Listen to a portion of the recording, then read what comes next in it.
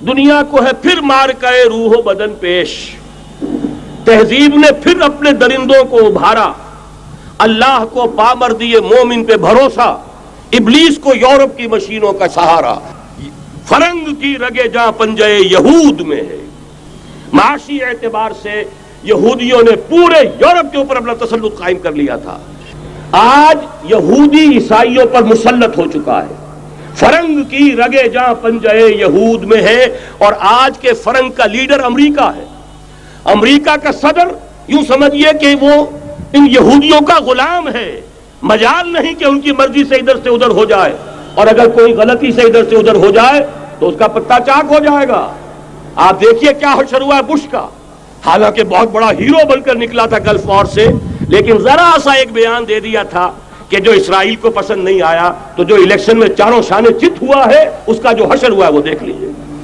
تو پہلی بات تو یہ سمجھ لیجئے کہ آج بھی یہودی یہ نیو ورلڈ آرڈر ہے، نیو ورلڈ آرڈر،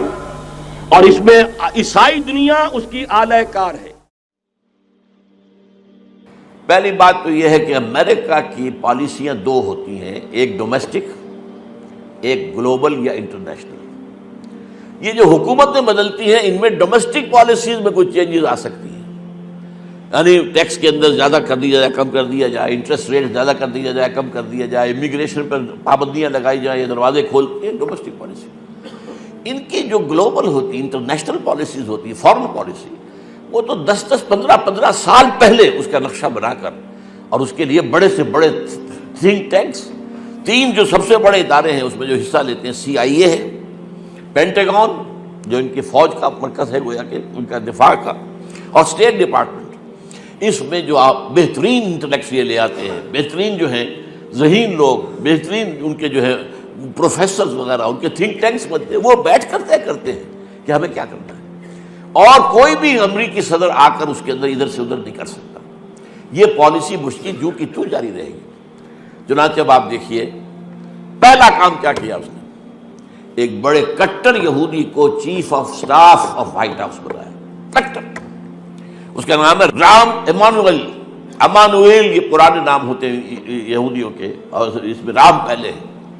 یہ کٹر ہے جو لیکوڈ پارٹی ہے اسرائیل کی، جو کہ زیادہ سخت ہے، زیادہ مذہبی ہے، زیادہ ایکسٹریمسٹ ہے، زیادہ رائٹسٹ ہے، یہ اس سے اس کا تعلق ہے، اسے اس نے بنایا ہے۔ اور اسرائیل کے اخبارات نے جو ہے فتح کے شادیانے بجائے ہیں کہ اب ہمارے راستے میں کوئی رکاوٹ نہیں بن سکتا، اب تو ہمارا آدمی جو ہے وہ وائٹ ہاؤس کے اندر جا کر بیٹھ گیا ہے، chief of staff, white house کے پورے سٹاف کا چیف، پورا سیکریٹریٹ کا جو ہے سب سے بڑا جو ہے اتھارٹی وہ رام ایمانوئل ہے، وہ عیسائی کٹر یہودی۔ نمبر 2، غور کیجئے، ایک ہندو کو اس نے اپنا بشیر بنایا ہے، اس کا نام ہے سونال شاہ، اور یہ خاص طور پر ایک بڑی کٹر قسم کی، متعصب قسم کی، مسلمانوں کی بہت شدید مخالف جماعت ہے، وشوا ہری پرشانت، اس کا جو اسٹوڈنٹ ونگ ہے بجرنگ دل، یہ اس سے متعلق ہے، اس کو اپنا بنایا ہے ایڈوائزر۔ گویا کہ ایڈوائزر کس کے لیے ہوگا؟ ساؤتھ ایشیا کے لیے ہوگا، تبھی تو ایک ہندو کو لیا ہے، ہندوستانی کو لیا ہے۔ یہ ساری چیزیں ہیں ذہن میں رکھیے کہ کسی خیر کی توقع نہ رکھیے۔ وہ فساد جو چل رہا ہے، ظہر الفساد فی البر والبحر بما کسبت ایدی الناس، اور جو میں نے دوسری آیت آپ کو پڑھ کر سنائی تھی کہ اب اس وقت صورت کیا ہے، اذ جاؤکم من فوقکم ومن اسفل منکم، اس لیے کہ اس وقت جب غزوہ احزاب کے موقع پر فوجیں آئی تھیں تو وہ اوپر سے بھی آئی تھی، نیچے سے بھی آئی تھی، اوپر سے مراد شمال اور مشرق، اور جنوب جو ہے وہ نیچے کا علاقہ کہلاتا تھا۔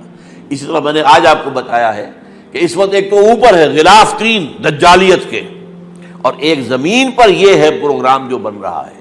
یہ جو ساری لابی جو ہے زائنسٹ لابی، اس کے اندر یہودی بھی ہے اور اس میں عیسائی زائنسٹ بھی ہے، ان سب کا یہ نقشہ ہے عالم اسلام کو درہم برہم کر دینے کا، مڈل ایسٹ کا ایک نیا نقشہ بنانے کا، مڈل ایسٹ کے اندر ایک گریٹر اسرائیل اسٹیٹ بنانے کا، اور وہ بھی جو میں نے 4 مقاصد آپ کے سامنے بیان کیے ہیں، یہ سب جو ہے ان کو پورا کرنے کی بات آگے جا رہی ہے۔ اگرچہ یہ نوٹ کر لیجئے، اگرچہ ان کے کیے سے کچھ نہیں ہوگا جب تک کہ اللہ نہیں چاہے گا، وما یشاؤون الا ان یشاء اللہ، ہوگا وہ جو اللہ چاہے گا۔ یہ میں نہیں کہہ سکتا اللہ کا کیا نقشہ ہے،